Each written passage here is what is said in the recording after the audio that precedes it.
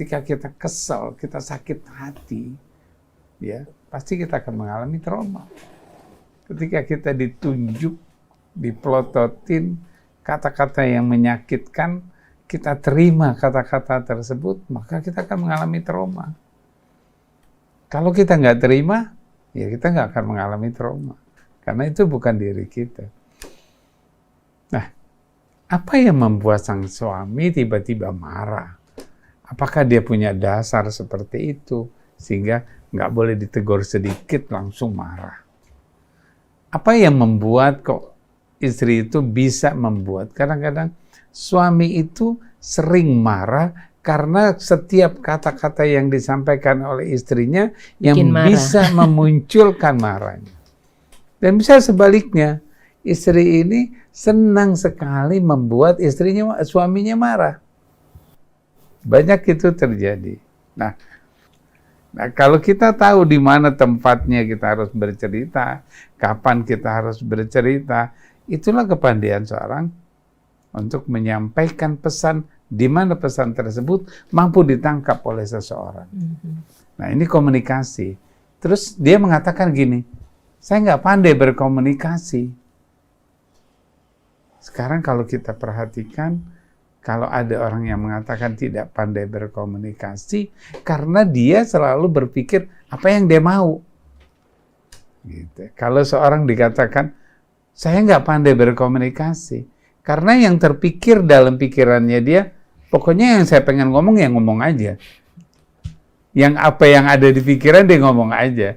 Berarti dia katakan bahwa saya tidak berpandai komunikasi.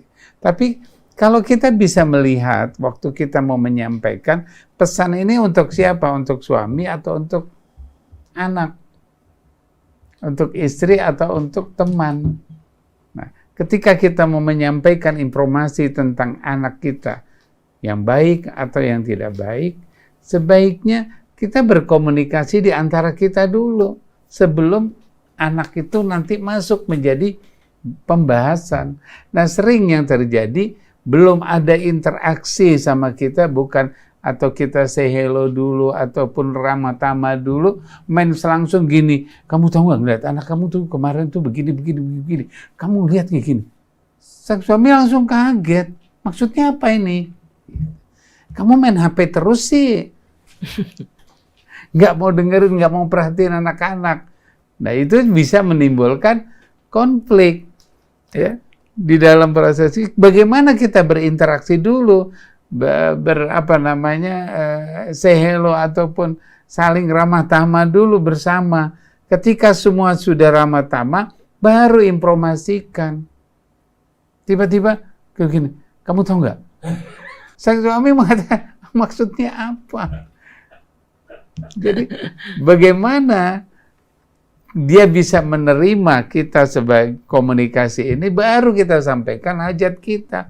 Itulah yang disebut ramah tamah dulu atau say hello dulu, ya, membuka pikirannya dulu bersama, dia bisa nerima apa yang kita katakan, masukkan apa yang kita inginkan.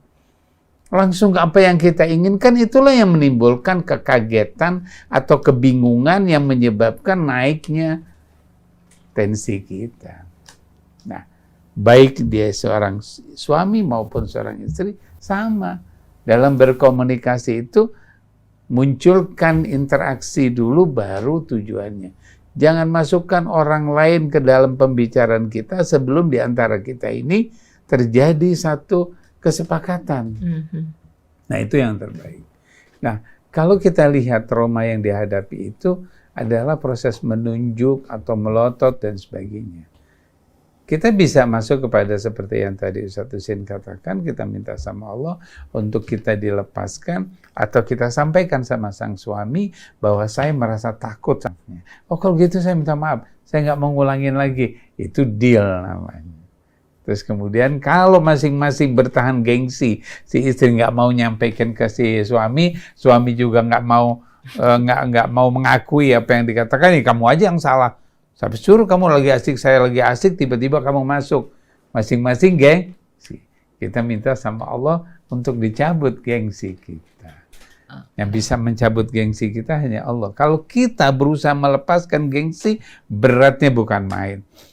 Beratnya bukan main. Ya, banyak yang saya, astagfirullahaladzim, melepaskan gengsi itu kadang-kadang nggak mau, kadang-kadang baru cuma 2-3 kali mau dilepaskan, dia nggak balik-balik lagi.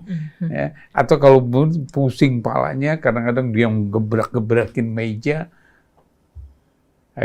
Karena memang melepaskan gengsi yang ada di dalam diri kita itu nggak semudah itu. Kecuali kalau Allah yang melepaskan, seketika itu juga bisa berubah dengan pesatnya. Kalau kita yang melepaskannya, ya kita harus berjuang. Seperti kita bagaimana berjuang untuk mendapatkan hasil usaha kita. Terima kasih. Here to be the best, now to be happy.